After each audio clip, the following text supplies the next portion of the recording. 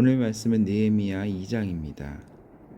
아닥사스다 왕 제20년 니산월에 왕 앞에 포도주가 있기로 내가 그 포도주를 왕에게 드렸는데 이전에는 내가 왕 앞에서 수심이 없었더니 앞서 느헤미야 1장에서 이 느헤미야가 왕 앞에서 맡은 직분이 술관원이었어요.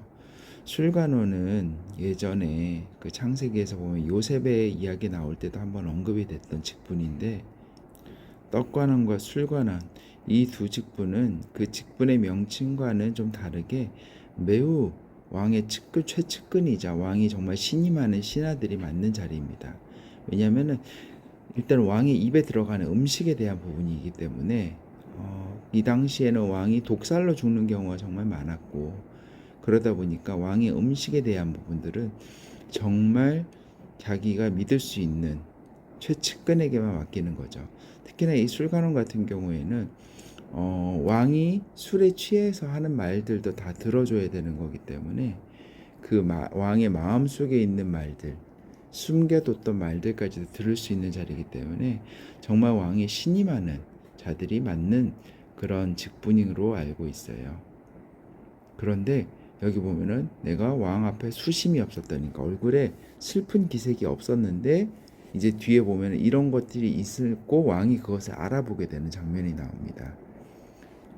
왕이 내게 이르시되 내가 병이 없었거늘 어찌하여 얼굴에 수심이 있느냐 이는 필연 내 마음에 근심이 있음이로다 하더라. 그때 내가 크게 두려워하여 왜 두려워하였냐면 왕 앞에서 이때는 절대 군주제였기 때문에 왕 앞에서 수심이 있다. 얼굴빛이 그렇게 있다는 것만으로도 반역으로 몰아서 죽을 수도 있었던 일이에요. 특히나 왕의 음식을 담당하는 자가 왕 앞에서 수심을 드러낸다. 이것은 정말 그 자리에서 죽임을 당해도 무방한 그런 정말 무거운 죄를 지은 거죠.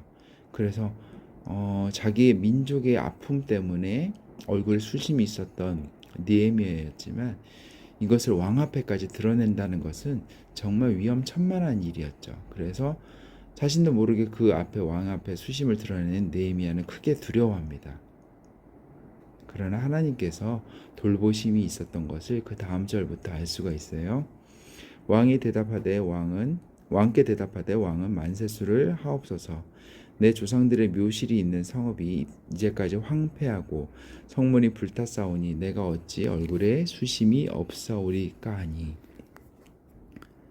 수심이 있는 것만으로 큰 죄인데 이것이 내 민족 때문에 그렇게 한 거예요 라고까지 대답하는 것은 정말 목숨을 걸고 이야기하는 장면이라고 보여져요. 왕이 내게 이르시되 그러면 내가 무엇을 원하느냐. 그 자리에서 처벌을 내려도 이상하지 않을 상황인데 왕은 오히려 느헤미야에게 그럼 너가 무엇을 원하니 내가 그걸 들어줄게 라고 오히려 느헤미야에게 왕이 제안하는 장면이 이어집니다. 내가 무엇을 원하겠냐 하시기로 내가 곧 하늘의 하나님께 묵도하고 조용히 하나님께 먼저 기도를 하고 그 다음 답변을 이어갑니다. 왕에게 아뢰되 왕이 만일 좋게 여기시고 종이 왕의 목전에서 은혜를 얻었사오면 나를 유다 땅 나의 조상들의 묘실이 있는 성읍에 보내어 그 성을 건축하게 하옵소서 하였는데 그때 왕후도 왕 곁에 앉아 있었더라. 왕이 내게 이르시되 내가 몇 날에 다녀올 길이며 어느 때에 돌아오겠느냐 하고 왕이 나를 보내기를 좋게 여기시기로 내가 기한을 정하고 내가 또 왕에게 아뢰되 왕이 만일 좋게 여기시거든 강 서쪽 총독들에게 내리시는 조서를 내게 주사 그들이 나를 용납하여 유다에 들어가기까지 통과하게 하시고 또 왕의 살림 감독 아삽에게 조서를 내리사 그가 성전에 속한 영문의 문과 성곽과 내가 들어갈 집을 위하여 들보로 쓸 제목을 내게 주게 하옵소서 하매 내 하나님의 선한 손이 나를 도우심으로 왕이 허락하고 느헤미야가 참 겸손하고 영적으로 깨어있는 사람이란 걸 알 수 있는 것이 이런 일을 했을 때 내가 그동안 열심히 잘했지 그래서 정말 이렇게 왕이 나를 신임하는 거지 라고 그렇게 생각하는 것이 아니라 하나님의 선하신 손이 나를 도왔기 때문에 이것이 가능했다라고 적고 있죠. 군대 장관과 마병을 보내어 나와 함께하게 하시기로 내가 강 서쪽에 있는 총독들에게 이르러 왕의 조서를 전하였더니 호론 사람 산발락과 종이었던 암몬 사람 도비야가 이스라엘 자손을 흥황하게 하려는 사람이 왔다 함을 듣고 심히 근심하더라. 내가 예루살렘에 이르러 머무른 지 사흘 만에 내 하나님께서 예루살렘을 위해 무엇을 할 것인지 내 마음에 주신 것을 내가 아무에게도 말하지 아니하고 밤에 일어나 몇몇 사람과 함께 나갈새 내가 탄 짐승 외에는 다른 짐승이 없더라. 그 밤에 골짜기 문으로 나가서 용정으로 분문에 이르는 동안에 보니 예루살렘 성벽이 다 무너졌고 성벽은 불탔더라.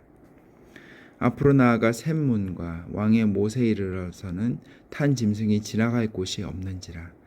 그러니까 얼마나 회파됐으면은 짐승을 타고도 더 이상 지나갈 수 있는 길이 아니었다는 거죠. 그 밤에 시내를 따라 올라가서 성벽을 살펴본 후에 돌아서 골짜기 문으로 들어와 돌아왔으나 방백들은 내가 어디 갔었으며 무엇을 하였는지 알지 못하였고 나도 그 일을 유다 사람들에게나 제사장들에게나 귀족들에게나 방백들에게나 그 외에 일하는 자들에게 알리지 아니하다가 여기 보면 이제 제사장, 방백, 귀족들이 나오는데요. 이 사람들은 앞서서 이제 1차 귀한 자들의 속해 있어서 이미 예루살렘에 돌아온 이들을 말하는 것 같고요. 느헤미야는 2차 귀한 자입니다. 그래서 아마 그 1차 귀한 자들의 모습 속에서 그렇게 신뢰할 것들이 보이지 않았던 것 같아요. 왜냐하면 그들이 귀환한 이유, 물론 앞서서 에스라에서 우리가 살펴보았지만 여러 방해가 있었던 것은 분명하지만 아직도 성벽과 모든 것들이 그렇게 무너진 상태에서 그들이 그대로 아무런 것들을 진행하지 않았고 있었기 때문에 아마 느헤미야는 그들에게조차도 이야기하지 않았던 것 같아요. 후에 그들에게 이르기를 우리가 당한 곤경은 너희도 보고 있는 바라. 예루살렘이 황폐하고 성문이 불탔으니 자 예루살렘 성을 건축하여 다시 수치를 당하지 말자 하고 또 그들에게 하나님의 선한 손이 나를 도우신 일과 왕이 내게 이른 말씀을 전하였더니 그들의 말이 일어나 건축하자 하고 모두 힘을 내어 이 선한 일을 하려 하매 호론 사람 산발락과 종이었던 암몬 사람 도비야와 아라비아 사람 게셈이 이 말을 듣고 우리를 업신여기고 우리를 비웃어 이르되 너희가 하는 일이 무엇이냐 너희가 왕을 배반하고자 하느냐 하기로 내가 그들에게 대답하여 이르되 하늘의 하나님이 우리를 형통하게 하시리니 그의 종들인 우리가 일어나 건축하려니와 오직 너희에게는 예루살렘에서 아무 기업도 없고 권리도 없고 기억되는 바도 없다 하였느니라. 아멘. 오늘은 여기까지 하겠습니다.